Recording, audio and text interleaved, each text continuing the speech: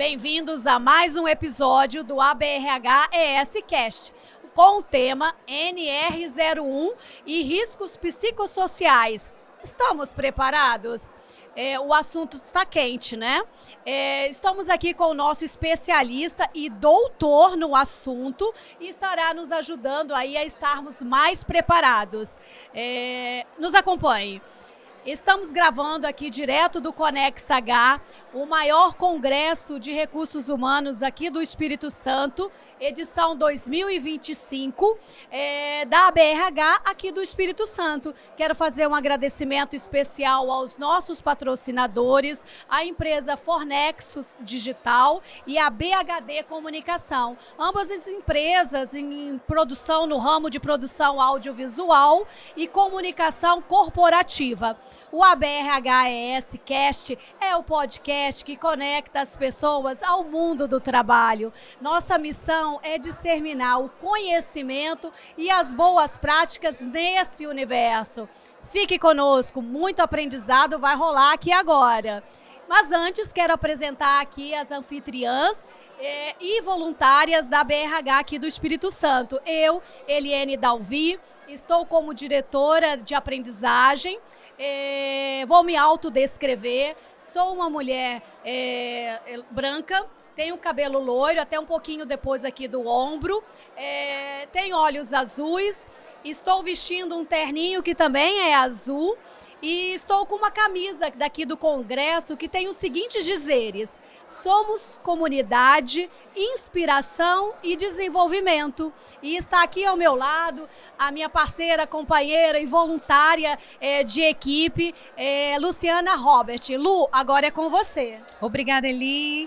Bom dia, boa tarde, boa noite para você que está nos assistindo através do nosso canal no YouTube. Bom, eu sou Luciana Robert, também sou voluntária aqui na ABRH, seccional Espírito Santo. Sou uma mulher branca, loira, de cabelos curtos, estou usando um óculos escuro e estou de terninho bege. Vamos lá, então. Marcos Medanha, médico do trabalho e especialista em medicina legal e perícias médicas, advogado especialista em direito do trabalho, diretor e professor da faculdade Sembrap, autor dos livros O que Ninguém Te Contou sobre Burnout, Limbo Previdenciário Trabalhista, Medicina do Trabalho e Perícias Médicas, Aspectos Práticos e Polêmicos e Desvendando o Burnout. Diretor técnico da Asmetro, que é Assessoria em Segurança e Medicina do Trabalho, mantenedor do site saudeocupacional.org, coordenador do COSMO, Congresso de Saúde Mental Ocupacional, e do Congresso Brasileiro de Medicina do Trabalho e Perícias Médicas. Uau! Marcos, uau!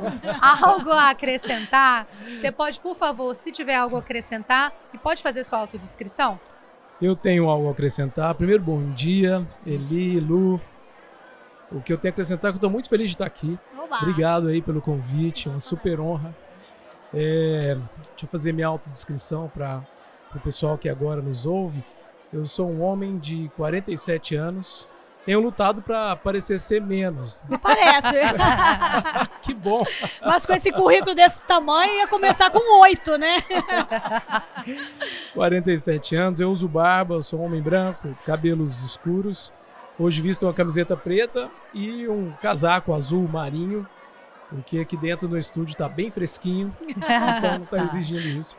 E é isso, estou aqui à disposição de vocês para a gente falar de um assunto tão atual e, de novo, um prazer imenso estar aqui. Obrigado pelo convite. Obrigada. Sobre o tema da sua palestra aqui no Conex H, você acredita que os empresários, independente do tamanho das empresas, estão realmente preparados para aplicarem a NR01 e tratarem os riscos psicossociais dentro das organizações? Obrigado pela pergunta, Lu. Excelente, inclusive. E eu vou ser bem direto na resposta. Hoje, 11 de junho de 2025, então eu vou responder à luz de hoje. Não estamos preparados. Não estamos. Definitivamente não. A maior prova disso é que o texto que era para entrar em vigor em maio de 2025 foi prorrogado para 2026. Muita gente fala, não, mas isso foi pressão do empresariado. Importante lembrar que quando a notícia foi dada na presença do próprio ministro, tanto a bancada dos empregadores quanto a dos trabalhadores estavam juntas. Houve um alinhamento, houve um consenso. A bancada dos empregadores muitos representantes dela deram entrevistas, inclusive, dizendo que sim, era necessário esse adiamento. E por uma razão muito simples, a gente está falando de um dos riscos mais complicados de serem estudados, que são os riscos psicossociais. Mensurados também, né? Estudados, mensurados, direcionados após a mensuração. Então, quando a gente observa, por exemplo, uma comparação simples, que até muita gente fala, não, é só olhar como é que funciona risco físico e fazer igual. Não Será? Até porque a própria NR1, quando ela fala de risco físico, ela cita risco físico, agente físico, 7 vezes, NR1. Risco químico, 6 vezes, biológico, 6 vezes, psicossocial, 3 vezes. Não, é porque deve estar explicado na NR17. Quando a gente fala de risco físico, químico e biológico, na NR15 são 122 páginas, 14 anexos. A NR17 são 22 páginas, 2 anexos, nenhum sobre risco psicossocial. E lá na NR17, o termo risco, agente, psicossocial é citado apenas 3 vezes. Ou seja, está muito pobre em detalhes para algo tão complexo. Ok. Então, embora eu não seja unânime disso, aliás, existem vozes importantes que discordam de mim, mas eu acho que esse adiamento ele foi necessário. Ok. E acho, inclusive, que a gente está fazendo pouco nesse período de adiamento. Sim. A gente precisa trabalhar mais para que torne essa norma mais clara, mais descritiva, mais previsível, porque eu acho que o objeto final não é fazer pegadinha com ninguém. Lógico que É não. colocar a saúde dentro das empresas e fazer com que as empresas sejam mais produtivas e mais saudáveis. Sim. Então, acho que quanto mais detalhes, melhor. E esse é o momento para a gente discutir isso. Eu acho que o resultado vai ser as pesquisas depois de quantas pessoas estão parando no INSS, quantas pessoas realmente estão mais felizes, mais inteiros, né? Mas num ponto que você... Posso só fazer um adendo em cima do que você está falando? Porque imagino que quando você falou isso, Eli, você deve ter se recordado da pesquisa que saiu no G1 há pouco tempo, do aumento expressivo de transtornos mentais 2024. Eu acho que a NR1 é um momento para a gente conversar sério sobre esse tema. Sentar na mesa todo mundo, né? Todo mundo. Então, por exemplo, o que aquela pesquisa diz, e que infelizmente o G1 não conta, é que apesar do aumento expressivo de transtornos mentais de uma forma geral, de 2020 para cá, os transtornos mentais relacionados ao trabalho, só caíram. Então, em 2020 era 5,2% e agora, em 2024, chegou a 2,1%. Então caiu? Caiu. Ah. A matéria não conta isso. Né? Tá. Pegou pelo o geral. Que tá lá, pelo que tá na matéria, inclusive é o seguinte, olha o tanto que aumentou, por isso que as empresas vão ter que cumprir NR1. Mas espera lá, dá a entender que foram as empresas responsáveis por esse aumento. E pelos dados do próprio INSS, não, de 2020 para cá caíram. Ou seja, os aumentos dos transtornos mentais foram muitos, mas foram para além dos muros da empresa. E eu vou te dar mais um dado, que o próprio governo hoje já assume. O principal responsável, não único, por aquele aumento expressivo se chama AtestMed. O mecanismo que a Previdência fez para diminuir as filas, ou seja, isso é muito nobre, deveria ter feito isso mesmo, mas eles não contaram com esse efeito colateral. O AtestMed previa que as pessoas tivessem benefícios sem passar pela perícia. Então houve um aumento expressivo de afastamentos, e não foi só de transtornos mentais, não. A matéria não conta, mas de doenças osteomusculares foi mais de 60% também. Foi quase 1 milhão de afastamentos. Mas hoje transtornos mentais é a cereja do bolo. Sim. Tanto é que o próprio governo já está revendo isso. Doenças osteomusculares, que foi o que mais aumentou, já não se consegue sem perícia mais. O próprio governo entendeu que o rombo estava ficando grande demais. Tá? Esse não é o único motivo. Mas a sociedade parece que está com algum problema de base, que está para além dos muros da empresa. Estamos vivendo um momento onde crianças e adolescentes nunca tentaram tanto suicídio. Pessoas que nem entraram no trabalho. Idosos suicidando como nunca. Já saíram do mundo do trabalho. Então eu acho que a gente precisa falar de NR1 sim. Precisa melhorar o ambiente interno sim. Mas a gente precisa fazer um olhar, até por justiça e por profundeza de assunto, porque a pauta merece. A gente precisa fazer um olhar mais amplo sobre esse tema, porque ele não é simples, definitivamente não é simples. Quando você fala um olhar mais amplo, aí me vem aqui que vai para um lugar, né? Eu me imaginando aqui como uma diretora de RH, um gestor, um líder, né? Porque também não dá para olhar o psicossocial só limitado aos muros da empresa. Porque se esse campo está tão grande, o funcionário ou o colaborador que tem o problema em casa lá, com a família, com tudo, e por isso que é da sociedade, por isso que é um dar as mãos. Eu sei que esse podcast, uma pergunta dessa pode levar 2 horas de podcasts, né? Mas eu acho que é por isso, assim, qual o desafio do RH para se preparar para a NR01, que é a minha pergunta aqui para você, e também com esse desafio desse olhar todo. Olha quantos desafios num momento só. Para mim também gera uma oportunidade, né? Então, qual é o direcionamento que você dá para o RH para se preparar nesse momento, internamente, até com um pouco desse olhar do que a gente emergiu aqui agora? Essa pergunta é o calcanhar de Aquiles, né, do momento. Já começamos quente, né, Lu? Bom, a minha dica é a seguinte. De fato, o adoecimento mental, ele é multifatorial. Ele pode vir de um casamento ruim, de um adoecimento de alguém da família, de problemas no trabalho, né? O que é possível dizer, então? Se a gente cuidar bem do ambiente de trabalho, gerenciar os riscos psicossociais, aqui me referindo a não deixar que haja sobrecarga de trabalho de forma constante, porque uma sobrecarga de trabalho ou outra é do jogo. A própria CLT prevê a possibilidade de horas extraordinárias. É porque existe o extraordinário. Eu falo que o estresse, ele motiva, né? Até um certo ponto. Até um certo ponto. Então, assim, o que não pode acontecer é a hora extraordinária virar a hora ordinária. Porque aí você tem sobrecarga de trabalho. É o doutor falando agora. Médico e jurídico. Você tem que permitir que o trabalhador, na medida do possível, tenha a maior autonomia possível. A recompensa precisa ser maior. E aqui eu não estou falando de recompensas necessariamente financeiras. Recompensas como um bom feedback, como possibilidade de crescimento na carreira, possibilidade de aprendizado. Um bom senso de comunidade, conversas não violentas, apoio mútuo. Sentimento de justiça, quando você também, enfim, todos esses fatores que envolvem um bom ambiente precisam ser gerenciados. E quando a gente fala de gerenciamento é interessante porque não é algo que começa hoje e termina amanhã. É daqui para sempre. É constante, então, né? É uma melhoria contínua. O que vai acontecer? Vamos imaginar que esse ambiente tenha tudo isso. Não tenha sobrecarga, tenha autonomia, recompensa suficiente, sentimento de comunidade, sentimento de justiça. Alguém pode adoecer lá dentro? Pode. Mas nesse caso, convenhamos, é o sonho de todo lugar trabalhar aqui. Provavelmente ele não adoeceu aqui. Provavelmente adoeceu lá fora. Fica até mais fácil de mensurar se é com causa ou sem causa, né? Então, aí acho que o grande lance é esse. A empresa jamais vai ter como dizer que ele adoeceu fora.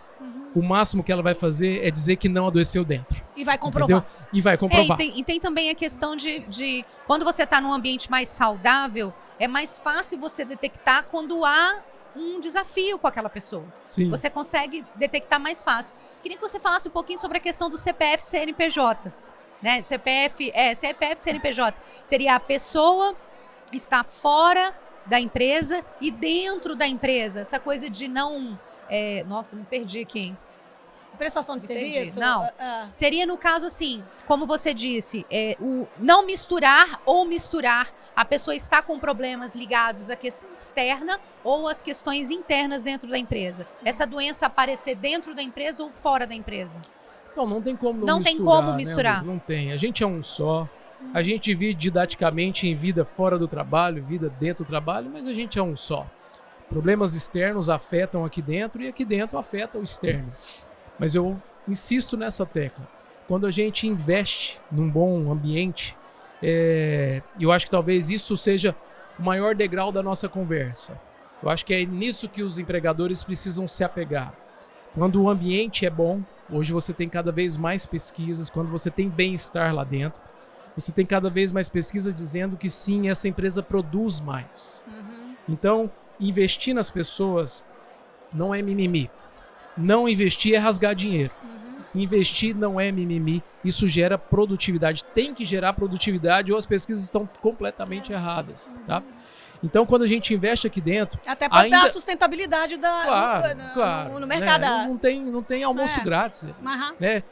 A empresa... E aí é interessante você falar isso. Me ocorre de pensar numa outra coisa aqui que eu acho que é importante deixar claro nesse momento de NR1 onde as coisas precisam ficar claras.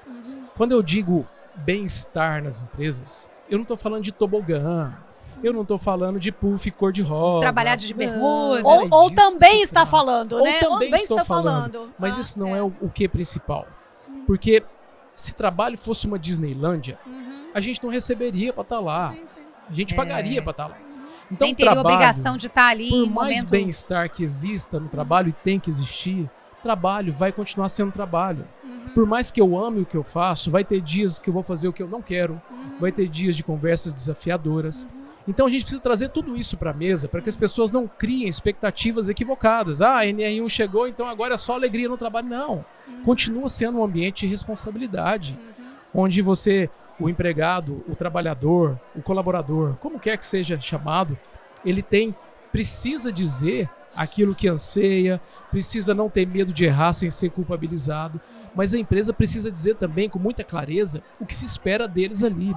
E que a nossa relação, para além de uma relação de amizade, tomara que venha, mas o objetivo final dentro de um ambiente de trabalho não é esse. Tem que dar retorno para o acionista, tem que ter um ROI da vida, né? Exato. Então, de que maneira a NR01 pode influenciar na elaboração e implementação de programas de prevenção, como, exemplo, burnout nas organizações? Então, a NR1, pelo próprio título, né, fazer um gerenciamento contínuo, a gente vai mapear esses riscos, vai começar a gerir esses riscos. Uma vez sendo geridos, o que se espera é que a taxa de adoecimento, absenteísmo, turnover, processos trabalhistas, uso de plano de saúde, ou seja, sinistralidade, tudo caia. Perceba que eu estou falando de diminuição de recurso, economia. Mas não é só economia. Segundo uma pesquisa da Oxford 2023, o aumento do valor da marca, a melhora da reputação, gera dividendos também. Então, um bom ambiente de trabalho ele vai propiciar tudo isso. Diminuição de gastos e aumento de valor, né? Então, como é que era a pergunta mesmo? Acho que eu não respondi objetivamente. Sobre a questão de programas de prevenção, né? Como que as organizações poderiam se beneficiar ao investirem em programas de prevenções? Não, então eu respondi. É isso mesmo. Fazendo esses programas, todos esses efeitos se esperam que eles aconteçam. E aí tem um dado importante. Vamos imaginar uma empresa que nunca fez nenhum programa de saúde mental. É importante deixar claro que no momento em que esse programa começa a ser executado, a expectativa imediata não é de melhoria nos índices. Talvez é de uma piora nos índices. Porque muita gente ali, às vezes, não tinha segurança para dizer, olha, estava trabalhando doente, mas já que vocês estão cuidando disso, eu quero dizer, eu estou mal há muito tempo. Então, a partir dali que você vai fazer um diagnóstico correto e a partir daí começar a tratar. Talvez esse primeiro momento pode até assustar alguns, mas esse é um caminho necessário para chegar no processo de melhoria. E aí você pensa que com esse adiamento, né, da fiscalização efetiva, né, você tem 1 ano para começar a tratar isso. Por que não começar agora? Sim. E já se preparar para daqui a 1 ano estar com o seu programa organizado, cuidando das pessoas de forma efetiva, né? Com certeza, isso é o ideal. Hein, Marcos? Aí você falando aí também, me vem as coisas aqui, né? Eu me sinto de novo sentada lá no RH, ou como dono de uma empresa, porque hoje a NR01 é para todas as empresas, não é isso? E é um vespeiro, né? Me veio essa palavra vespeiro aqui. É um vespeiro, porque quando você falou, aí antes eu não abria tanto de falar desse lugar, né, das pessoas estarem doentes, agora eu estou abrindo para as pessoas reconhecerem que estão doentes. Aí volto de novo. Chegou a norma, por enquanto, para a gente se preparar. Estou lá sentada no RH, lendo a norma toda. Como ele começa? Como o RH pode começar? É para apertar. É um doutor, é um médico, e é um chapéu de médico e é um chapéu de advogado. Tá ótimo isso aqui, na mesma pessoa. A sua pergunta é excelente e ela só evidencia o fato de que a NR não está clara. Essa é uma pergunta que precisava estar na norma. Como que eu começo? Quais são os primeiros passos? Por exemplo, lá no Chile, todo o processo está na própria norma. Então eles dizem que antes de começar, você precisa gastar aí 60 dias, pelo menos, sensibilizando os trabalhadores do que vai acontecer. A partir de agora, pessoal, daqui a 60 dias nós vamos começar a conversar com vocês sobre o ambiente de trabalho, sobre o adoecimento mental. E pode ficar tranquilo, vocês vão responder algumas pesquisas de forma anônima, vocês não são obrigados a fazer isso, isso não vai ser usado de forma retaliatória. Teria que ter um passo a passo de comunicação interna. Inclusive, esse ambiente de preparação precisa ser dito, porque você imagina que eu vou implantar amanhã, ó, pessoal, vou fazer uma pesquisa aqui, ó. Até um aí jeito vem aquelas de perguntas falar isso, lá, eu sofro assédio, eu não sei o quê, assusta. O cara vai responder. Qual que é a garantia que tem que aquilo vai ficar anônimo, que não vai ser usado contra ele? Então você precisa fazer uma sensibilização séria de que isso de fato não vai acontecer. Aí vai só cumprir uma norma, né? Porque às vezes vai estar documentado lá e a causa em si não está sendo extraída dos próprias dores e problemas existentes na empresa. Exato. A gente não vai apagar o incêndio, vou chamar de incêndio aqui, né? As dores e o que é preciso. Porque essa norma só veio para as pessoas estarem mais saudáveis nas empresas. Ter uma gestão mais humanizada e tudo mais, né? Então, assim, fazendo agora de forma mais objetiva a resposta da sua pergunta, precisa sensibilizar os trabalhadores do motivo pelo qual isso vai acontecer. Preciso começar a identificar e mensurar esses riscos. E aí vai depender do tipo de empresa. Uma empresa pequena, não faz sentido eu entregar questionário para as pessoas. É conversando. Menos de 20 funcionários, conversa com todo mundo. Que já é um exercício para o próprio gestor, né? Para o próprio líder, né? E uma oportunidade. Uma oportunidade. De olho no... E se eventualmente ele não tiver uma equipe de RH ali, ou não se sentir preparado, pegar uma consultoria externa para fazer isso, que talvez seja até ideal. O trabalhador fica até mais à vontade. Vai investir um tempo, porque senão a pessoa pensa que vai gastar um tempo, né? Exatamente. Investir um tempo nessa conversa, ok? Seria um passo. Após identificados os riscos psicossociais ali presentes, fazer um plano de ação para aquele risco. O que a gente pode fazer? E aí eu trago, por exemplo, isso mais uma vez para enfatizar que a nossa norma está muito pobre. A norma mexicana. A norma mexicana, ela diz como você tem que identificar o risco, como você tem que fazer a gradação desse risco. Ela já te dá praticamente um mapa de risco pronto. E ela te diz o que fazer para cada risco. Ela te dá um plano de ação para cada risco. Um como. Então, assim, aqui não tem nada disso. Não tem nada. Quem vai fazer? O empregador resolve o que vai fazer. O que o auditor fiscal do trabalho vai procurar, vai fiscalizar? Ninguém sabe. Isso é um ambiente de insegurança jurídica monstro. Olha só. Eu tenho uma instituição de ensino superior. Eu sou frequentemente auditado pelo MEC. Todas as instituições são. Mas assim como na minha, todas as instituições sabem exatamente tem um checklist, tem que fazer. Checklist. O nome é esse, inclusive, dado pelo MEC. Checklist da avaliação. A gente precisa ter isso para que quando os auditores venham, mais transparente. Eles não tirem algo da sua cabeça. Ou então, às vezes não é nem tirar algo da cabeça. Por exemplo, existem ferramentas, existem várias ferramentas validadas internacionalmente que podemos usar aqui. Mas algumas, por exemplo, mensuram se o trabalhador tem autonomia. Outras não. O auditor vai mensurar ou não? Porque às vezes eu usei uma validada internacionalmente que não falou sobre autonomia. Ele vai chegar lá e falar, mas você não falou nada sobre autonomia, mas eu usei o que vocês disseram que eu poderia usar. E por que eu vou ser penalizado com isso? Então, por que não facilita? Vamos facilitar. Tem jeito de fazer isso. Outros países fazem isso. Aqui não. Aqui parece que o prazer está em exatamente ser lacônico, em ser silencioso, quase que querendo fazer uma pegadinha. Não é assim que trata esse tema. Eu acho que a gente vai ter aí, então, um exercício de aprendizado não só para as empresas. Os próprios órgãos regulamentadores abrem lacunas aí para durante esse tempo também aprender junto e, de repente, englobar aí toda essa melhoria no próprio direcionamento, né?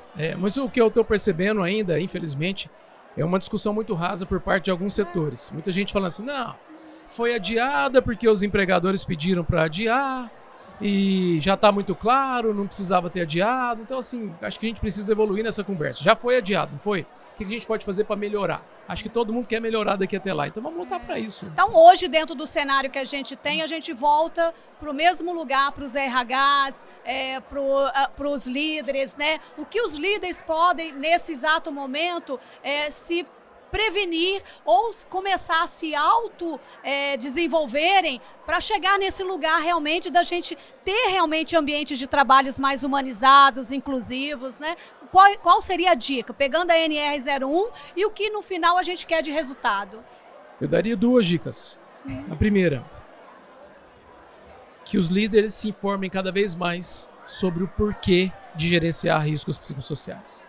Não é uma questão que envolve apenas multa, punição. Isso tem a ver com produtividade e sustentabilidade das organizações. Ponto 2. Os líderes são exemplo para os demais. Existe uma pesquisa da The Lancet que fala que quando os líderes abraçam aqueles fatores de riscos psicossociais e abraçam para eles, falam isso aqui para mim também é verdade. Por exemplo, ele chega lá e fala, pessoal, nós vamos lutar para que não haja sobrecarga de trabalho, para que cada um tenha mais autonomia possível. Porque para mim isso é importante. Eu não faço hora extra sempre que posso. Eu estou com a minha família sempre que posso. Saindo daqui eu vou para academia. Porque se eu não estiver bem aqui, eu não vou estar bem em lugar nenhum. E é isso que eu desejo verdadeiramente para vocês. Vocês não serão penalizados no dia que falar, tô saindo daqui, chefe, porque eu vou para academia. Isso não, ninguém vai olhar feio para você. Porque quando isso é verdade para o líder e é verdade para as pessoas, têm muito mais facilidade de absorver aquilo para elas. Então, isso já está mais do que caracterizado. Tem até um exemplo muito legal de uma empresa, acho que exemplos práticos assim as pessoas gostam. De uma determinada empresa onde o líder, na virada de ano, falou, vamos mudar de vida, estou muito sedentário. Começou a fazer ciclismo. O que se percebeu ao final daquele ano foi que a maioria dos seus liderados diretos deixaram de ser sedentários e 90% deles aderiram ao ciclismo, não a outro esporte. Sem falar nada. Arrasta, né? A palavra ensina arrasta, e o exemplo arrasta. Arrasta. Nossa, eu sou super fã disso. Bom, estamos chegando ao nosso fim. Mas já? Já. Eu falo muito. É o A mesmo. Ainda bem que eu tô sem voz, porque eu falaria mais ainda. E a gente eu faria mais perguntas. Marcos, eu queria que você deixasse alguma dica, um exemplo, algo que você gostaria que sensibilizasse de forma sintetizada tudo isso que a gente conversou aqui. Aqui seria assim, os nossos espectadores são os RH, são os líderes, são os colaboradores, né? Certo. E aí você pode agora ficar com esses minutos, já falar tudo que você queria falar. Tá bom. Bom, então vamos lá. Eu acho que, agora eu vou olhar para lá, né? Exatamente. Como dica final, assim, acho que fecha todo esse contexto que a gente está falando. Vou fazer alguns recados aqui meio que top-down, né? Para os empregadores, olha, durante muito tempo acreditou-se que cuidar das pessoas era mimimi. Às vezes você é do tipo que fala assim, eu não vou elogiar, porque se eu elogiar, a pessoa vai perder performance. O que as pesquisas estão mostrando é que é o seguinte, não é porque você aprendeu apanhando que você precisa ensinar batendo. Quanto melhor tratadas forem as pessoas, em tese, melhor elas vão produzir. É claro que isso precisa estar dentro de um contexto de regras claras. Não é apenas benesses. É benesses e cobranças assertivas, não violentas, porque o ambiente de trabalho é isso, é essa troca. Tá? Então, entendam, e nós temos cada vez mais dados. Tá com dúvida? Entra no chat GPT.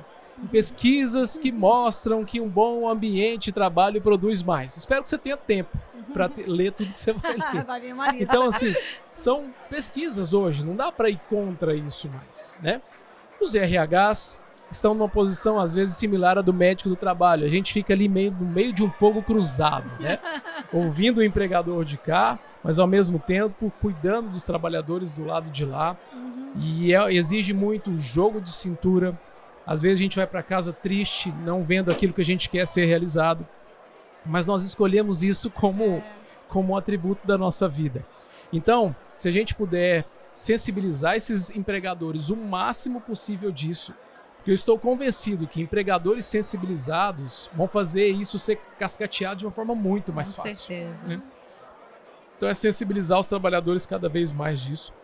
E quanto aos trabalhadores, que bom que chegou esse momento. Um momento onde talvez o capitalismo tenha feito um match muito legal. Que investir na saúde dos trabalhadores também implica em possibilidade de maior produtividade para esses trabalhadores, né? Então, o recado que fica é esse. Talvez tenhamos chegado num momento histórico muito importante. Legal. Eu acho que a NR1 é muito bem-vinda.